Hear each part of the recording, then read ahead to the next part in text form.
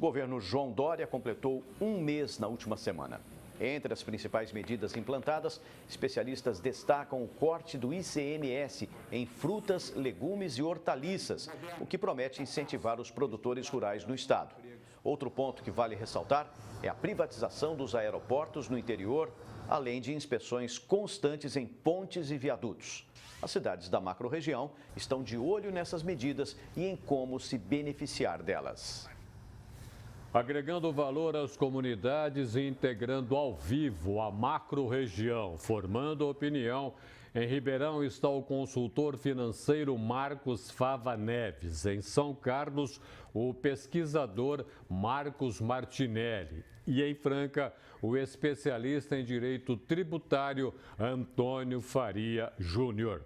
Vamos começar aqui por Ribeirão Preto. Deixa eu conversar com o professor, consultor financeiro Marcos Fava Neves. Para a gente entender como é que é possível essa redução do ICMS, ou esse corte para frutas, legumes e hortaliças, isso chegar para o bolso nosso de cada dia. Boa tarde ao senhor.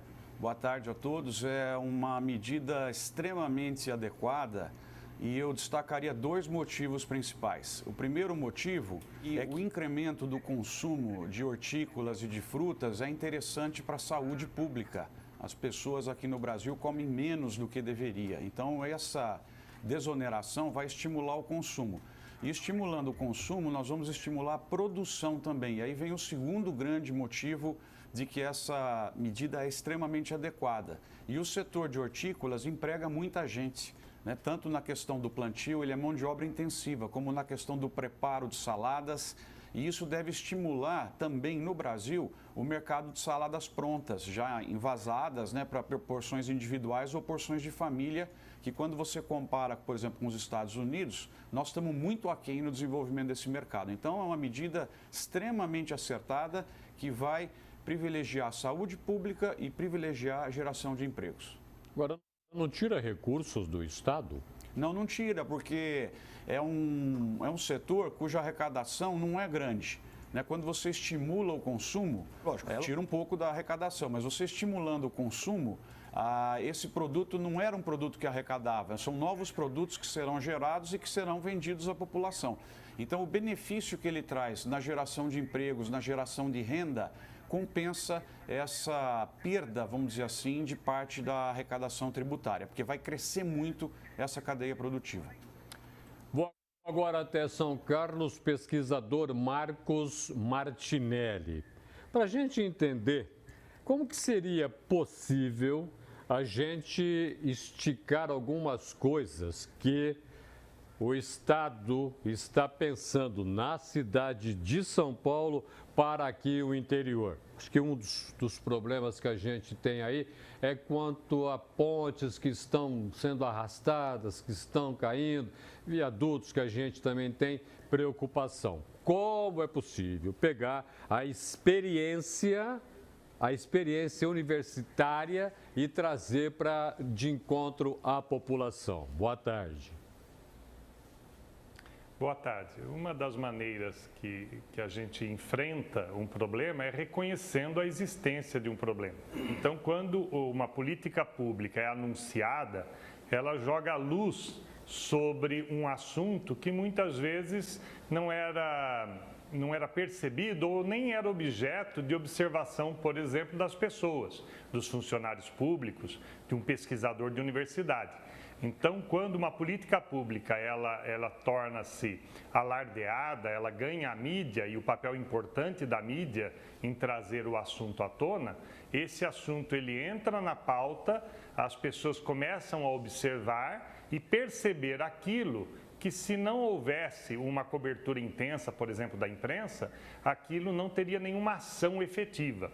É importante olhar que pontes ou qualquer instrumento urbano, qualquer equipamento urbano, faz parte dos ativos da cidade. Os ativos da cidade têm que ser mantidos, conservados e, quando não, receber investimentos. O horto florestal é um ativo da cidade. Uma ponte, um viaduto também é um ativo da cidade. Agora, por ser arquivo da cidade, precisa de investimento. É hora de pensar em que tipo de parceria com a iniciativa privada, já que os municípios nossos aqui estão todos enrolados em grandes dívidas. A macro-região padece de dinheiro para arrumar a situação. Onde buscar? Olha, nós temos aquele velho problema que de tudo que se arrecada de impostos no Brasil, mais ou menos 80% fica concentrado na União e estados e municípios ficam brigando por 20%, 25% da arrecadação. Então, não tem jeito, tem que buscar onde o dinheiro está concentrado. Programas governamentais que são concentrados na União. Daí a importância da organização política e bons representantes da região, da nossa região, para fazer a busca por essas linhas de financiamento, aonde tem o recurso, lutando com o governo federal para que a gente possa se beneficiar dos programas que são de padrão ou de ordem nacional. Eu vou à Franca agora, especialista em direito tributário, Antônio Faria Júnior. Antônio, a carga tributária no Brasil causa arrepio e precisa ser alterada. Com o Congresso que nós temos aí, a gente pode pensar em fazer alterações também para se ter um pouco mais de Brasil e de menos Brasília, porque o que é tirado do interior das nossas cidades para lá é uma coisa que assusta. Boa tarde. Boa tarde. Sim, eu acho que a esperança de todos os brasileiros nesse novo Congresso, nessa nova composição de Congresso, é justamente isso, né? Que a gente adeque as bases tributárias do Brasil e a gente promova uma maior justiça fiscal, né? Concentrando mais a arrecadação e naqueles grandes contribuintes que têm realmente condições de pagar mais impostos em geral, né?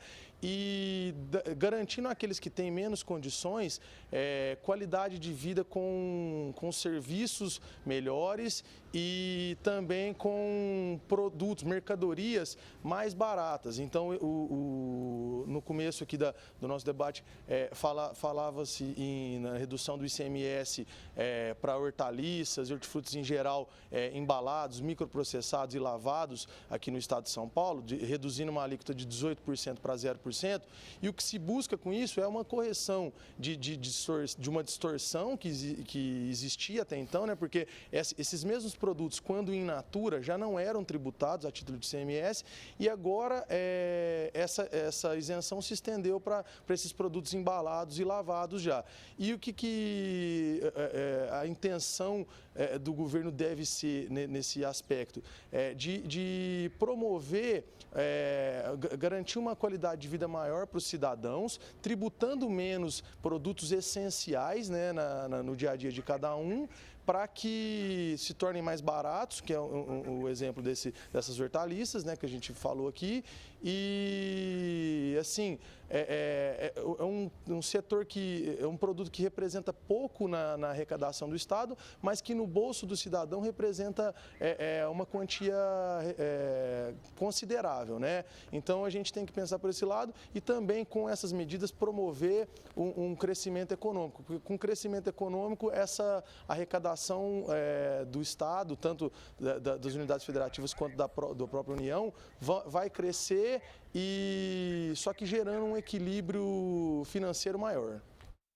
Vou a Ribeirão Preto, volto a Ribeirão Preto, o consultor financeiro Marcos Fava Neves. Marcos, dentre as medidas estabelecidas pelo governo do estado, voltamos a falar em privatizar iniciativa privada nos aeroportos. Para a nossa macro-região, é uma atitude interessantíssima, pode trazer que tipo de desenvolvimento ou que tipo de intercâmbio com o mundo e com o Brasil de outras regiões?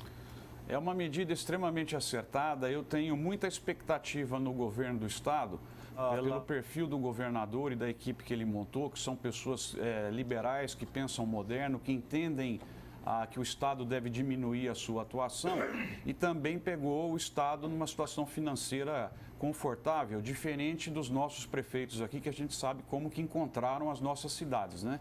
E a privatização, ela é extremamente importante. O Estado não deve atuar naquilo onde o setor privado faz melhor do que ele, para que o Estado possa se concentrar e ficar menor e até reduzir os seus tributos para o cidadão, focando naquilo em que o setor privado não consegue fazer.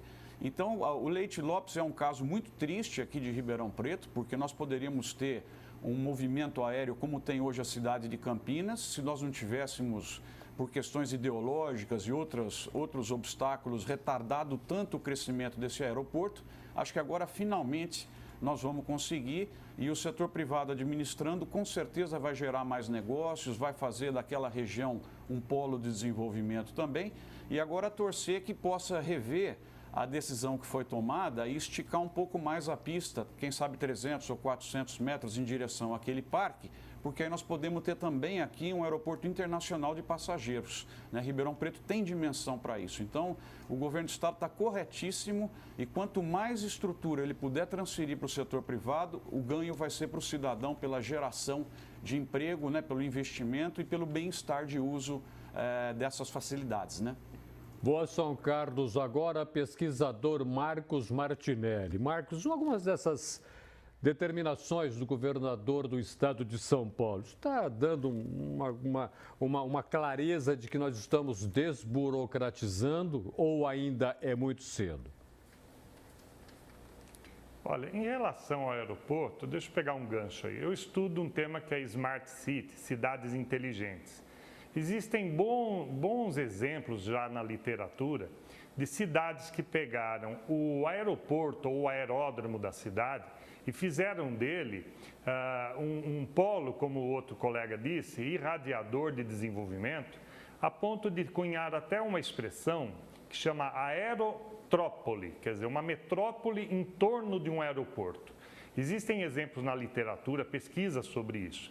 Então, há uma oportunidade única da cidade de Ribeirão Preto olhar esse processo não só como processo de privatização, mas tentar fazer disso um nó de uma cidade inteligente, quer dizer, a conexão das várias modalidades de transporte e também uma cadeia de serviços e de convivência dentro da área do aeroporto. Então, você transforma o aeroporto numa cidade-aeroporto, uma cidade aeroportuária.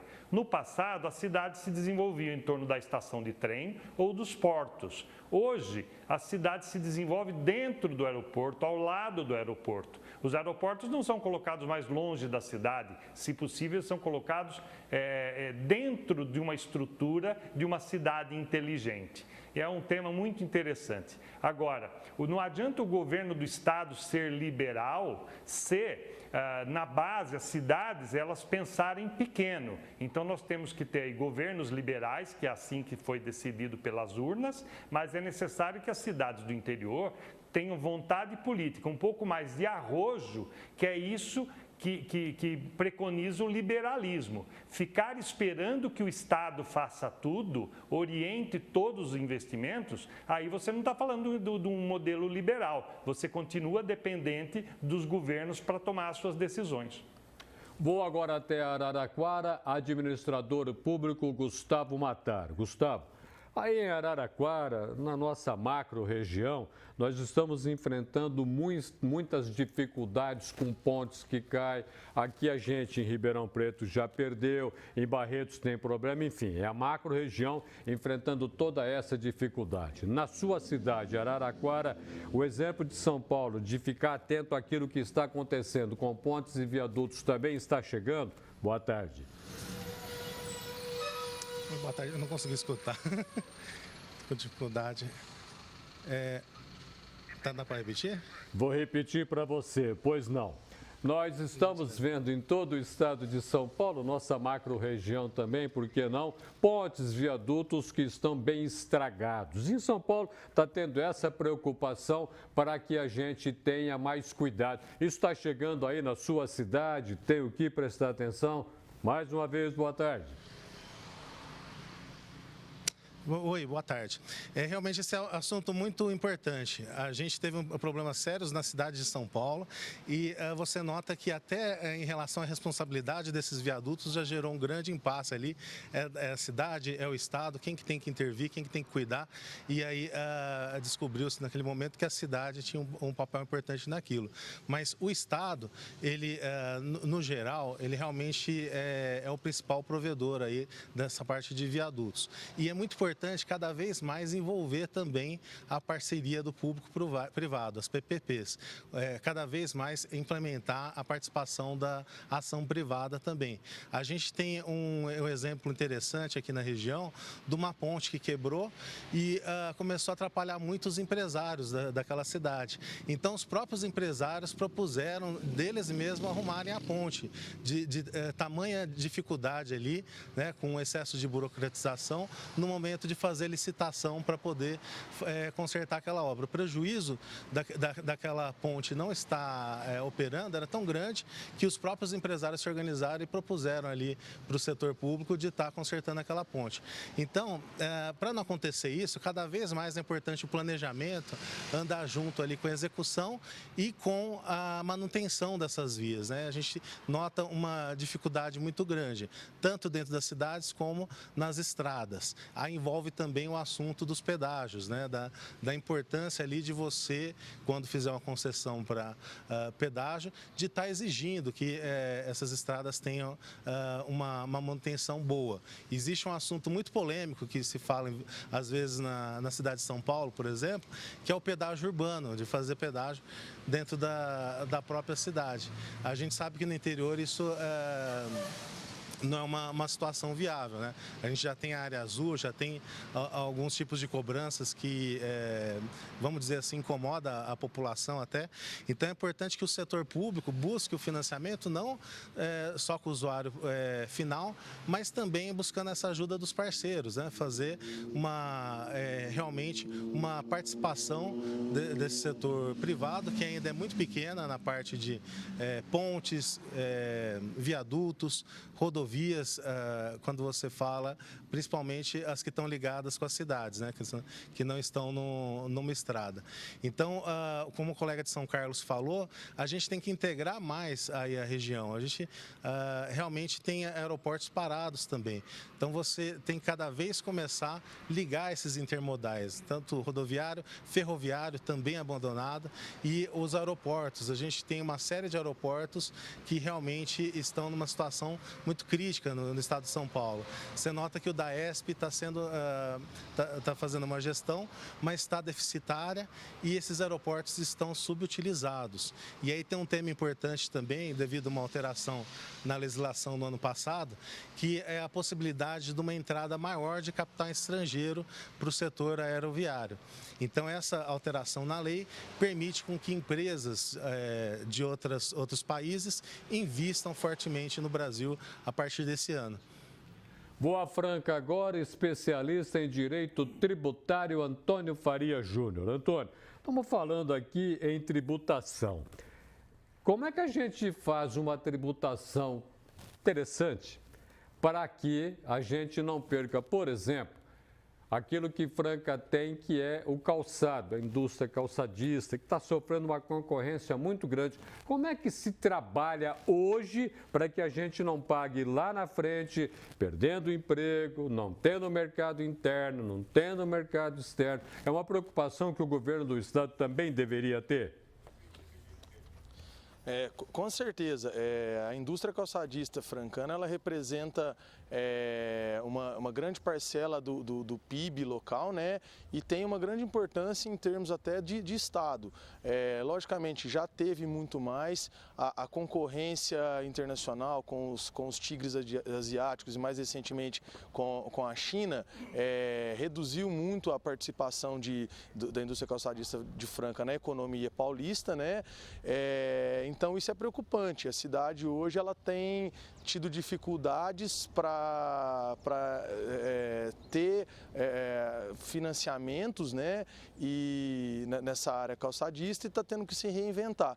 Eu acho que a participação, o apoio do governo estadual nesse setor, ele é de vital importância para a cidade e para a região aqui, para que Poço Franca tem uma população de cerca de quase 350 mil habitantes, dos quais a maioria depende dessa indústria calçadista. Então, achar um meio de incentivar a produção calçadista em Franca através da tributação, uma tributação mais justa e menos burocrática, pode sim ajudar a Franca a voltar a ter competitividade tanto a nível nacional quanto a nível internacional.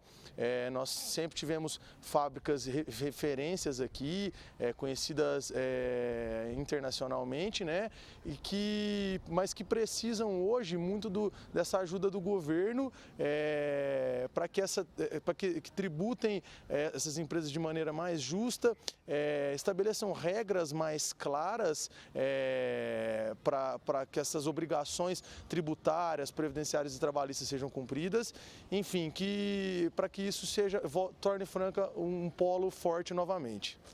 Integraram a macro-região na edição deste sábado do Jornal da Clube.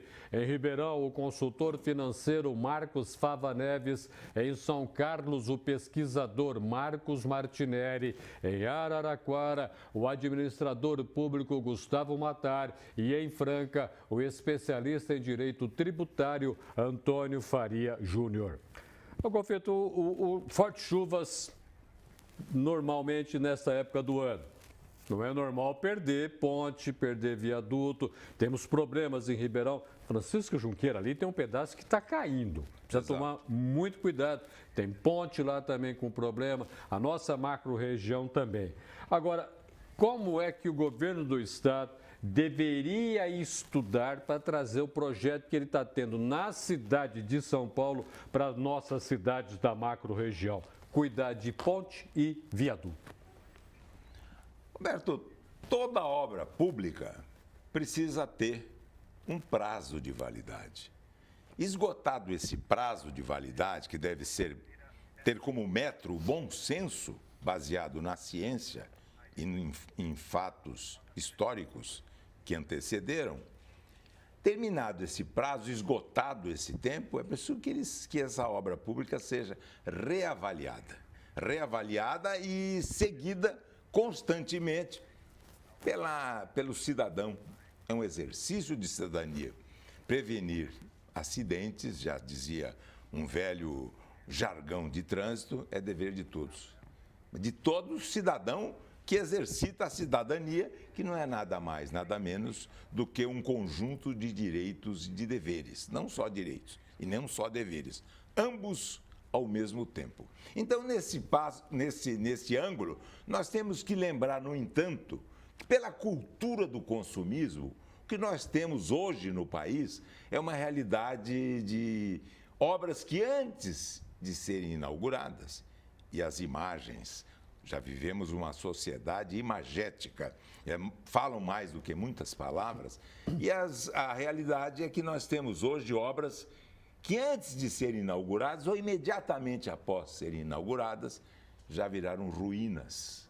Bom, então nós temos que olhar algumas seguranças necessárias para o exercício da cidadania. E nem sempre nós temos esse fato constatado. Então é preciso verificar que nós vivemos uma nova época. A época e a era, quase era da geologia, porque demorou muito. O capitalismo, tanto de Estado como de mercado, esse capitalismo não tem um conjunto de cláusulas pétreas. Não. As regras do que moldam o capitalismo de mercado e de Estado, mais o de mercado, se amoldam, são regras que se amoldam com o evoluir do tempo. Por isso que é um regime marcadamente revolucionário. Ele se modifica. E aí me lembrei de Graham Greene, o grande escritor, que dizia o seguinte: há sempre um momento no tempo em que uma porta se abre e deixa entrar o futuro. O futuro que está chegando já tem como uma das características, o futuro pode ser um poliedro, uma figura geométrica, que tem várias faces, o Roberto, e ele mostra uma face nítida. Esta face nítida que mostra o futuro é que o governante de bom senso, mais do que inaugurar obras, porque a cultura mostrava que o grande governante é aquele que fazia obras, e nem sempre é assim, mais importante e mais atual e mais consciente é o governante que preserva a obra, que conserva a obra de anteriores administrações. Sabe, ele não fica como o pai da obra, mas ele fica... O melhor do discurso é sempre o do exemplo. Aquele que preserva o patrimônio público. Então, nós em Ribeirão Preto, para ficar num caso, mas que é uma realidade de praticamente todos os municípios brasileiros, nós temos constatado o fato de que há uma íntima ligação entre a segurança no trânsito e a situação das artérias. E muitas vezes nós não temos um sistema viário. É uma realidade típica dos municípios. Nós temos uma malha viária. Um sistema representa a articulação de uma coisa com a outra, de uma via com a outra, de uma avenida com a outra. Muitas vezes um túnel, um viaduto, não liga nada mais, nada menos do que 2 engarrafamentos. Não, mas é comum isso, não é? É o bom senso sendo sepultado por um interesse de aparecer na mídia. Bom, nós vivemos essa nova época, a nova era que Graham já anuncia. Mas nós temos que aprender sempre também com os manuais militares. Toda obra certa que foi construída no momento não certo é errada. Então nós podemos ter uma obra correta do momento, mas o momento não é adequado. E encontrar aquilo que os alemães chamam de Zeitgeist, que é o espírito do tempo, só alguns iluminados conseguem. Por isso que toda a sociedade civil, os meios de comunicação, as ONGs, o Legislativo, o Ministério Público, como dizia Jean-Jacques Rousseau, e quando todos falharem, ainda existe o cidadão. E é o cidadão que deve mostrar isso. Além da situação das artérias, que representam insegurança absoluta no trânsito, nós temos que considerar também que o centro de algumas cidades mais antigas, imagine a Monsenhor Rosa em Franca, Voluntários da Pátria em Franca, o quadrilátero do Central de Ribeirão Preto, mais que centenário, já demonstra uma realidade visível de uma infraestrutura centenária que suportava uma cidade construída na horizontal. Agora, se você constrói parte dessa mesma infraestrutura, sobre essa infraestrutura, uma cidade verticalizada, em vez de uma população de 10 mil pessoas, você pode ter 60 mil pessoas com a mesma infraestrutura. Também um outro dado perdido. Nós precisamos ter também análise do prazo de validade, também de maneira nítida, que precisa de ser observado com pontes, viadutos,